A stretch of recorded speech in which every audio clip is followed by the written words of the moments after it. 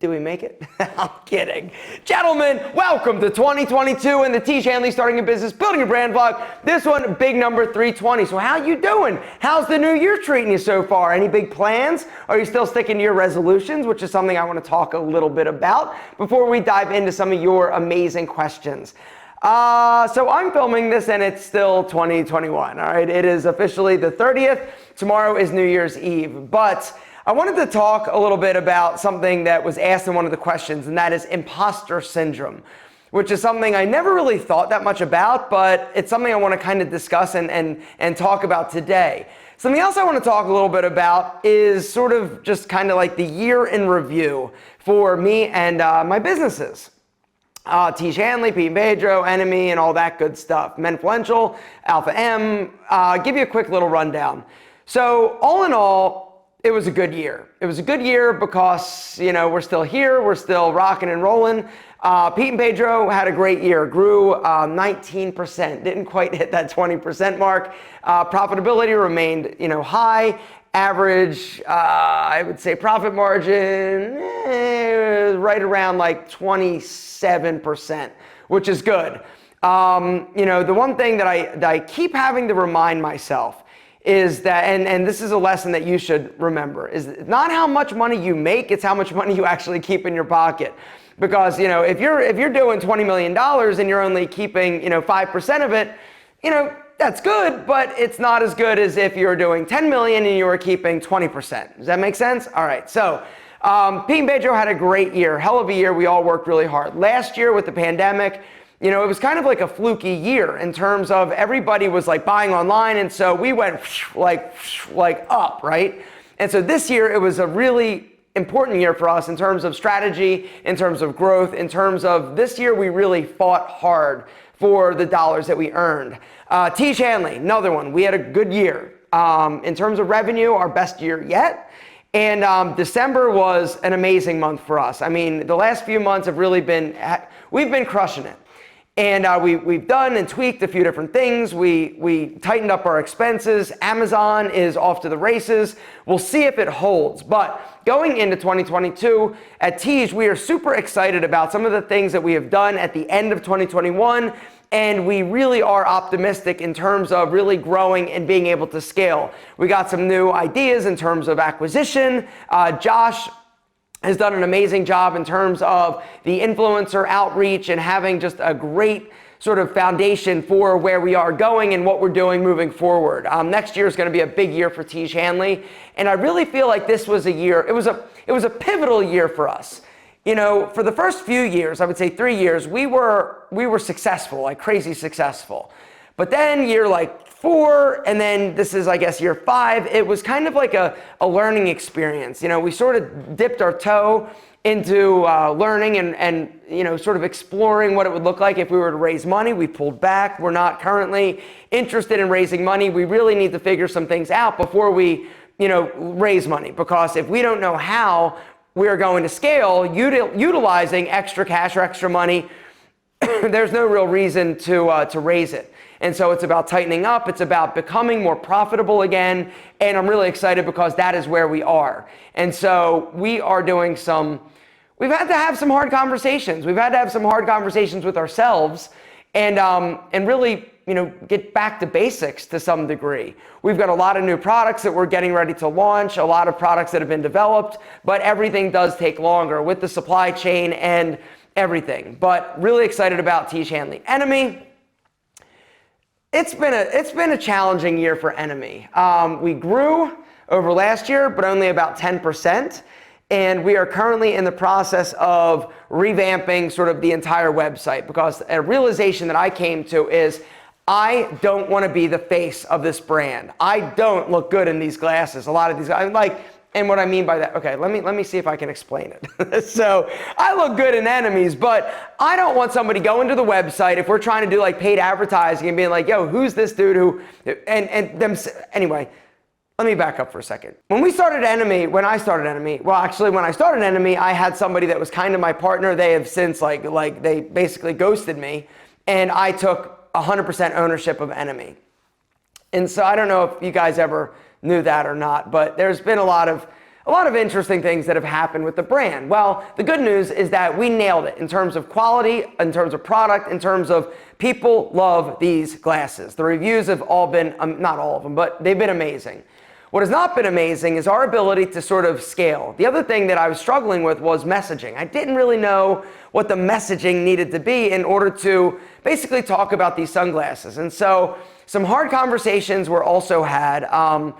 And basically what I came to the conclusion is I want to blow up and destroy the website. I hate that I am all over it. I hate that I am wearing all these sunglasses because A, I don't look that good in these sunglasses, and B, it's just, that's not, like, it's not, I don't want it to be like, hey, Aaron Marino Sunglass Company or Alpha M Sunglass Company. I want to build a brand that doesn't rely on me, the personality, to pitch and sell these glasses. And so we've been working really hard in sort of retooling. The other thing about our website is sucks in terms of it's really clunky, it's hard to navigate, it's just not cool, like it's not good. And so some other functionality that I really wanted was the ability to actually try on the glasses, right? Virtually. And we have this software now that is so freaking cool. It is amazing. And I really feel like that is going to be not a game changer, but it's definitely important for a sunglass company because you want to try them on. You want to know what you're going to look like wearing these glasses. And this software, I'm telling you, I've never seen anything like it. You know, Glasses USA, yes, they've got a try-on program. A lot of these different glasses platforms or companies have virtual like mirrors, but this is next level, what we're getting ready to do. And it's a plugin actually, and it's software that you, like somebody else developed. It's just awesome. Anyway, excited for that. And we've just basically retooled, rebranded, and I hired, models, I hired, new photography. I just want to have a better, more consistent brand, and the messaging is one of those things that we needed to figure out. And so that has been a work in progress. I am not 100% happy where that company is or how we have grown it. I'm very unhappy, if I'm being completely honest, but I am happy about the product itself. Influential media, another good year. I mean, we didn't really know what was going to happen this year because of, COVID and everything. Last year, it was pretty much like it was kind of like we didn't really falter that much. Had to take some smaller deals and tweak some things because, views are way down about 50% on my YouTube channel, and that's a bummer. That was one of the things I would say if there's a low point, that would be the low point. And I know that a lot of you are like, oh, well, you're doing the wrong kind. It doesn't matter if I do an Alpha M project. It doesn't matter if I do a video about talking about girl. Like, views are down consistently. And so there are some things that I want to try for next year just to experiment. But, it is what it is. In terms of revenue, that didn't actually drop even though the views are down because of the fact that I really convert super high for a lot of these brands. Now, moving in to next year, we've already done a good job. Terry and Brian and Influential Media has done a great job. We already have like 150 scheduled deals, like already done, locked and loaded, moving into this coming year. And so that's one of the beautiful things about Influential Media is that I know right now, like day one of 2022, what my schedule pretty much looks like and where we are right now in terms of revenue for that business, which is amazing. And so there's still room, there's still a lot of, deals to be made, but going into it, things are looking really good. Let me think. Salon Posta, another great year. We had a great year at Salon Posta. It could get better though. Tony and I took, and Steven took a distribution, which was sweet.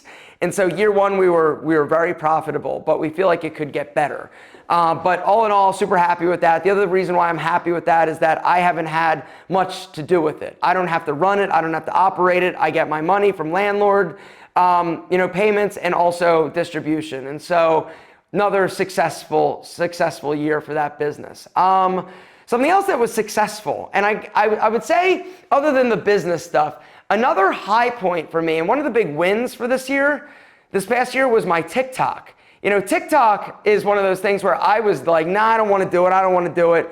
Well, my friend Ryan, he was like, hey, I could help you blow this thing up. I'm starting a business to help you to help creators take and repurpose content and grow your channel. And literally in like a year, I went from like 0 to like 750,000 subscribers on TikTok. The other cool thing is that I've become a meme, literally, like I'm a meme. Which doesn't sound like super exciting, but it's awesome. And that is like growing like crazy. And so my goal for this year is to be bigger than Alex Costa on TikTok.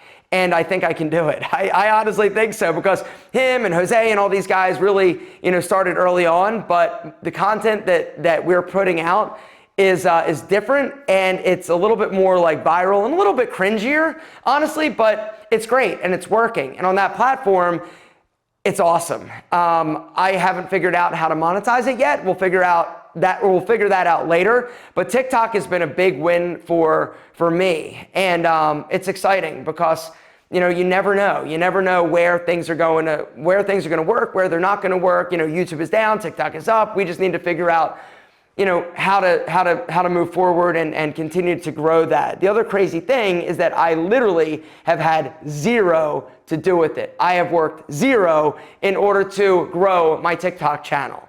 And not that I haven't done all the work previously on making all these videos, but this is just a testament to do the work once, hire somebody who's really good at something, and then let them kind of roll. And so at this point, things are awesome. I literally have filmed zero content specific for TikTok, and it's growing. And that, to me, is incredibly awesome. So now let's talk real quick about the plans for 2022. I am not good at planning things out. I'm also not good at, long-term, I never have done it. I never do it. In terms of resolutions, I don't make them. There are things that I want to work on and focus on. One of the big things is a personal thing for me, and that is my body. I feel like 2021, I've let myself go a little bit in terms of my diet isn't quite as tight.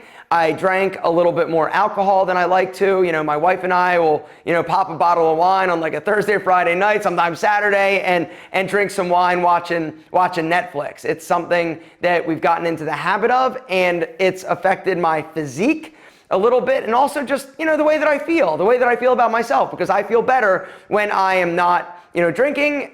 And I feel better when I am tighter with my diet and eating healthier. Like, I like to be a specific weight. I like to be around 150 pounds.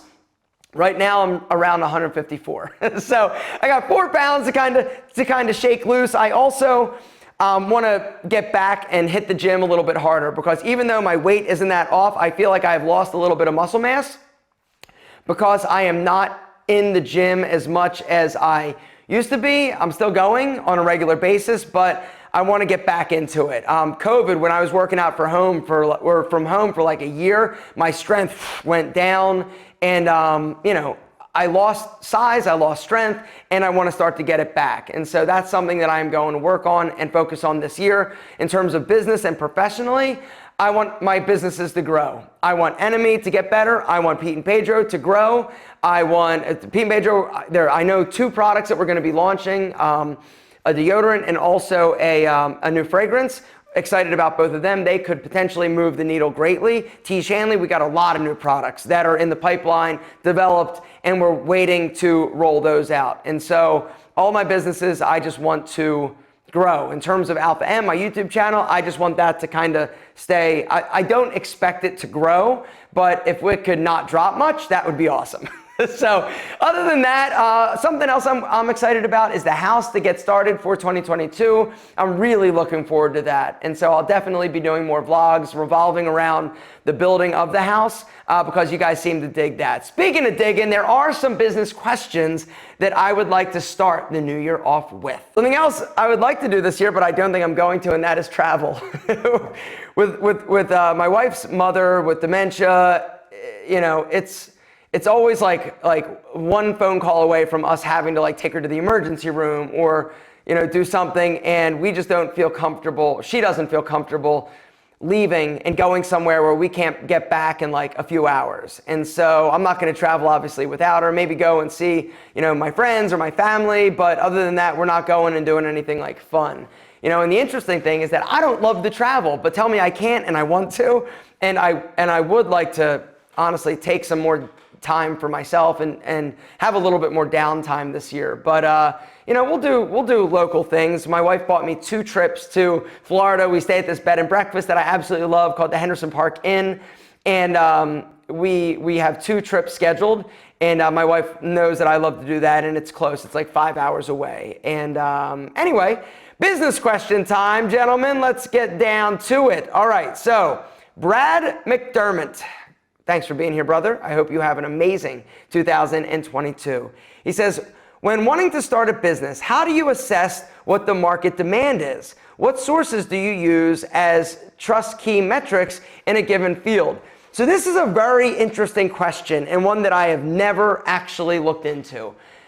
Most of the businesses I start, all of the businesses I've started, pretty much it's a lot of gut feeling, right? Also, the other businesses that I'm starting, or the businesses that I'm starting, it's things that I'm interested in, it's things that I'm talking about, it's things that I'm using. And so if I'm talking about it, if I'm using it, I know there's a market. And, so that's kind of how I go. Now, the truth is, a lot of the things that I've tried haven't worked out, like the fashion anchor, right? That is a great example. At the time that I first found out about the fashion anchor, it was like, I think it would have been more popular than it was when I got involved with it. I mean, the fashion anchor, I think, God, I can't even remember how long ago, but at the time, button-down collars, Oxford collars weren't a thing. They weren't popular. Everybody was rocking regular collars, and one of the big issues was they would go like super crazy. Well, now everybody's got buttons on their collar, or it's on trend in style in order to do that. And so when I got involved with the fashion anchor, I didn't take into consideration and account that styles and times have changed. And so I should have, but would I have still tried it because I would have regretted not? Yes, so it doesn't really matter. I am a firm believer that if you feel something is good, then go for it. But that being said, I know that there are ways and metrics to figure out if there's a viable option or a viable market. Google Trends is a good place to go and just see what the search volume is for a specific thing that you might be interested in trying or talking about. And I'm sure that there are other resources out there, but for me, it's always just been a gut feeling, like I wanted to solve a problem that I was facing. Skincare, it was broken. And the reason why we did that is because we knew that there was a market for it, right? This also, was early on in men's skincare. At the time, it was like Jack Black and Baxter, and there are a few other like smaller companies, but we knew that it was broken, right? We knew that it was overly complex and complicated, and we felt like we could do it better. Combine that with the fact that I am super into skincare, and obviously it made sense. Pete and Pedro, I was tired of getting a product in a line. One product would be good, but all of them wouldn't be that amazing. And so I wanted to make a better hairstyling product line. And so they were all things that I've been interested in. Enemy, sunglasses. I know there's a market for sunglasses. We're still trying to figure out what that market is for mine, but it's about feel to some degree. And then if you can do some testing, right? Take polls. There are a lot of different ways I feel like you can test the potential for a viable product, but I'm not sure exactly how to do search volume. I'm sure you can look for search volume on Amazon for different products and stuff like that. That's not my world. That's not my wheelhouse, but I know that there are definitely options out there. This next business question is one that fascinates me to some degree. And it's from our friend Akshay. He says, how do you deal with imposter syndrome? Have you ever felt that what you are doing might stop growing? So, number one, yes, I'm always worried that what I'm doing will stop growing. That is not something I think that is too far-fetched. I think once you start any business, if you're having any type of success, you're always fearful of things going backwards. But imposter syndrome, I actually want to just read you the definition because it's something that I had to go and read. It says, imposter syndrome refers to an internal experience or believing that you are not as competent as others perceive you to be. While this definition is usually narrowly applied to intelligence and achievement, it has links to perfectionism and the social context. So, if I'm being honest, I don't think I've ever suffered from this because I think I'm hyper aware of my abilities, my strengths, but I'm also hyper aware of my weaknesses.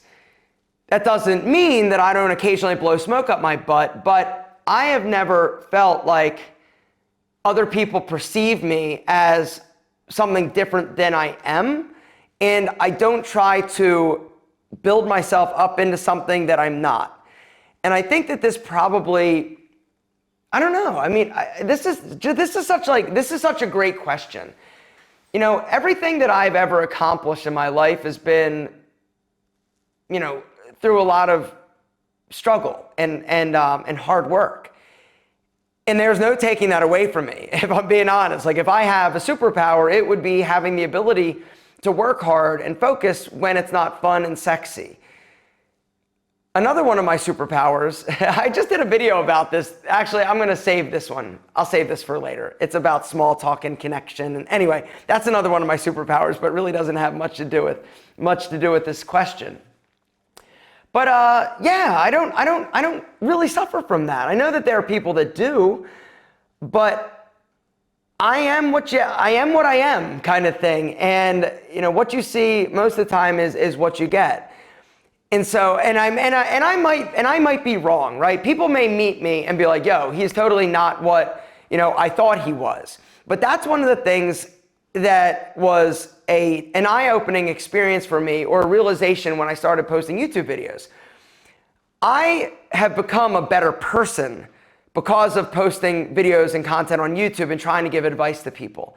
Because one of the things that affects me, or I should say that upsets me, is when I see somebody that I will perceive a certain way, and then I find out that they're not, right? And here's an example, okay?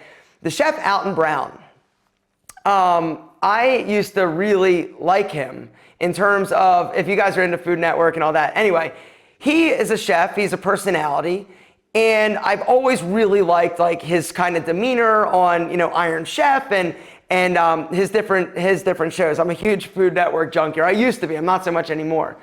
Anyway, I found out that he was moving, an Alton Brown connection is that he lives in Marietta. And so I was always really excited to like run into him and meet him and shake his hand and be like, hey, you know, I'm a huge fan and I just love you. And I was just really excited to meet him. Come to find out, he was actually moving into my building. This building. So I'm super excited. I can't wait. I'm like, ooh, I can't wait to meet him, right? And then I do. And my excitement was no more, because the person that I thought I was going to meet, not that like because he didn't want to hang out with me, like that's not the reason. Just in terms of somebody that I feel is a good person that appreciates his fans, or it's not what no. And then I started watching some of his, he was doing live YouTube sort of streams during the pandemic. And the way that he was talking to some people, some of the people that were watching, was absolutely unforgivable to me. He actually got into like an argument with somebody and was, you know, basically bragging that he drives a Mercedes and the person probably drives a crappy car. And yeah, and then he said something about like, my wife is hot, your wife is probably like a pig or something. Like, it was so gut-wrenchingly horrific. And I'm like, you can't, like, this is, and he was drinking. That was the thing during this live stream, he was drinking. But in my opinion, drinking alcohol is no excuse for being a horrible person. And so what happened, actually, where am I even going with this? I'm trying to say that it was made very abundantly clear to me from a very early age that people looked up to me. And I never wanted to be that person that said one thing and did another. I didn't want to be that imposter. I didn't want to be that person that you might be excited to meet, and then you meet me and I'm a jerk. I'm a dick. I don't have time for you, like whatever. And so YouTube has made me be a better person in terms of I want to carry myself with the dignity and the professionalism and basically be a decent human the way that I am preaching it on YouTube channel. I didn't want to be a hypocrite, honestly. I didn't want to be an imposter. And so I try to be the person that you see. I don't ever want you to meet me and be like, yo, he's totally like not the guy that I thought he was going to be.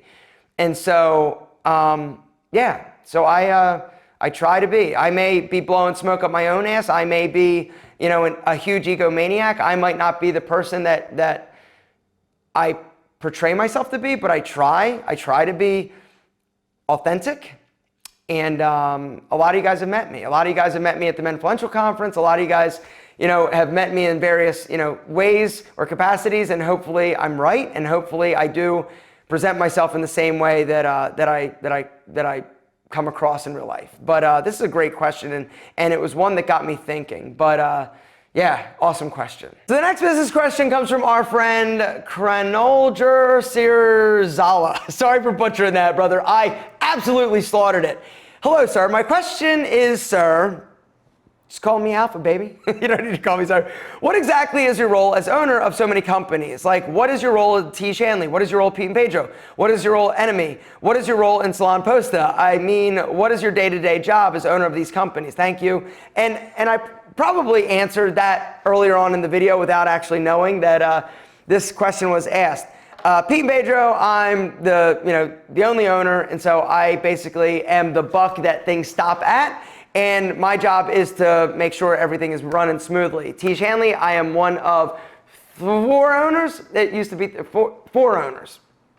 And the main owners though are me, Rob, and Kelly. And so Kelly is the CEO, Rob is the CTO, I guess it would be. And my job is just, I'm Alpha, and I am a promotional machine, and we have weekly calls and stuff like that. So I am not in the day-to-day operation with Tiege Hanley. I am one of the big owners, but I am not day-to-day operation. We have calls once a week that I'm on. We have calls every other week with the owners, me, Rob, and Kelly. But yeah, and so it's more of a high-level role that I have at Tiege Hanley. Enemy, I'm the only guy that owns it. Menfluential, I don't have much to do with it.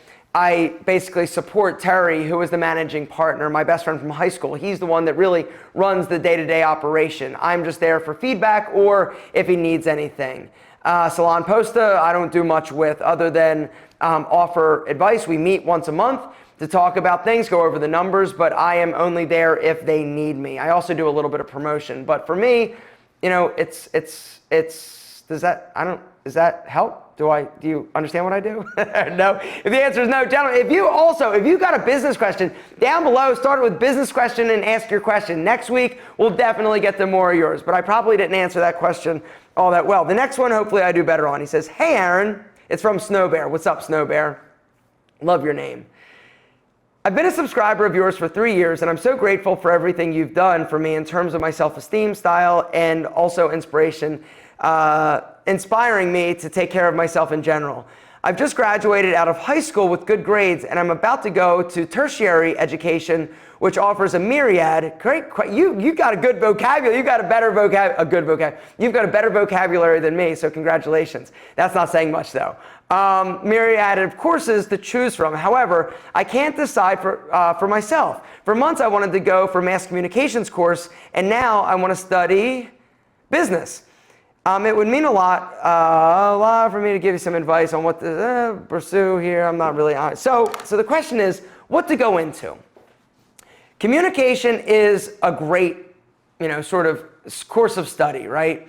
Because communication, a lot of things do hinge on that. But if you want to go a little bit more broad, if you do someday want to be in business like I did, I think it might be more beneficial to study business-related courses. Marketing, you can't ever go wrong with marketing. Accounting, finance, like leadership, like these type of courses. And communication will probably be another thing that you can study, or even probably a prerequisite, like it was for me, in order to get your degree or to get into the College of Business or whatever it may be. And so for me, I've got I've got a management degree, a minor in marketing, and another minor in community health promotion, just because I was interested in talking to people and helping people sort of navigate some of the issues that they were facing during the growing up, honestly. Because, for me, community health promotion, what I would do is I would go and do presentations to different, whether or not it was fraternities, sororities,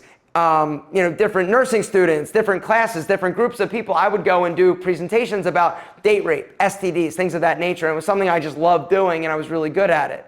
And it was also cool because it allowed me to get up in front of a lot of people. And if you can talk about, genital warts or chlamydia with a giant, 7-foot penis that's like not looking so hot behind you, you can talk about pretty much anything in front of anybody. And so I loved it. In terms of, communication, I think that there's still that is definitely an integral part of, business and entrepreneurship, right? Learning how to communicate, learning strategies and techniques. I think you can't go wrong with that. And so I think for me, what I would recommend is probably go broad with a general business degree or courses, and you can narrow it down and sort of dive into things that you're more interested in, because you are going to have certain electives that are totally up to you. And so that's what I would do. But congratulations, and your vocabulary in terms of communication, amazing. And that, as they say, is a wrap to 2021, because I'm still there tomorrow, New Year's Eve. And I would like to welcome you and congratulate you on making it to 2022. For me personally, 2021 was a hard year. It was a good year, but there were definitely some hard lessons to learn, some hard things I needed to deal with. I'm sure I'm not alone. I know that I'm not alone. The fact is, if you keep working, you keep striving, you keep putting your head down and just get yourself back up. Even when you get punched in the teeth, you got to get yourself back up. That is going to be the difference between people that are successful and not. Gentlemen, get your ass back up. You are amazing, and we love you more than our double monk strap shoes.